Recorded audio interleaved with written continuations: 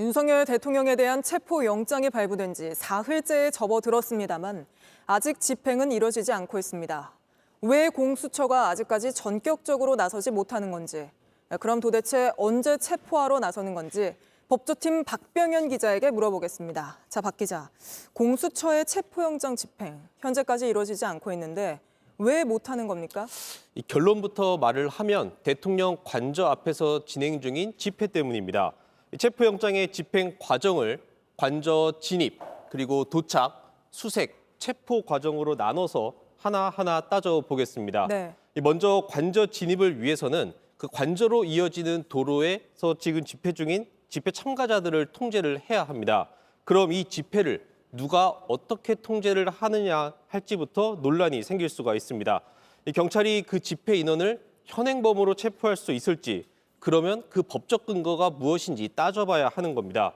이 통제 과정에서 물리적 충돌이 혹시라도 발생하면 집회가 더 가격해지고 통제가 불가능한 상황까지 올 수가 있습니다.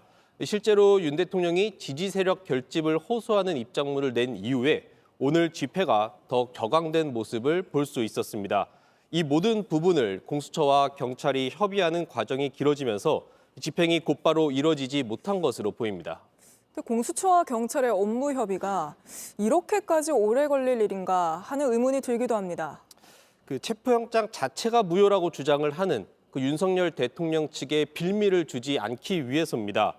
그렇기 위해서는 절차적 정당성을 확보하는 게 가장 중요한데, 당장 윤 대통령 측 윤곽근 변호사는 오늘 그 공수처가 경찰 기동대 지원을 받는 건 법적 근거가 없다라는 입장문을 냈습니다. 네. 법적으로 공수처가 경찰에 대한 수사 지휘권이 없는 건 맞습니다. 체포영장 집행 과정에서 이 법적 빌미를 주면 안 되는 공수처의 입장에선 경찰을 지휘하는 모양새를 보이면 안 되는 겁니다. 따라서 관저 앞 질서 유지를 담당하는 경찰과 체포영장을 집행하는 공수처가 물리적 충돌이나 불상사 없이 영장이 집행될 수 있도록 어떻게 업무 협조를 할 것인지 법적으로 문제 소지가 없도록 정밀하게 조율할 필요성이 있던 겁니다. 결국 집회가 가장 큰 걸림돌로 작용한 건데 이 집회를 뚫고 넘어간다 하더라도 경호처가 또 남아있잖아요. 맞습니다. 만약에 그 골목길을 통과해서 관저 앞에 도착을 해도 문제가 남아 있습니다. 오동훈 공수처장은 경호처를 향해서 바리케이트를 설치하거나 철문을 잠그는 행위 자체가 공무집행 방해에 해당한다고 말한 적이 있습니다. 하지만 실제로 공무집행 방해를 적용할 수 있는지는 따져봐야 합니다. 공무집행 방해가 되기 위해선 폭행과 협박이 있어야 합니다. 만약 경호처가 끝까지 문을 안 열고 버틴다면 공수처가 어떻게 대응할지에 대해서도 계획을 세워야 하는 겁니다. 지금 여러 법 해석이 나오고 있는데 상식적으로 법을 해석하면 될 것 같은데 사실 우리 법이 현직 대통령이 내란 혐의를 받고 체포영장까지 발부됐는데도 관저에서 나오지 않는 이런 상황을 검토한 적이 없기 때문에 여러 변수들이 있는 듯합니다.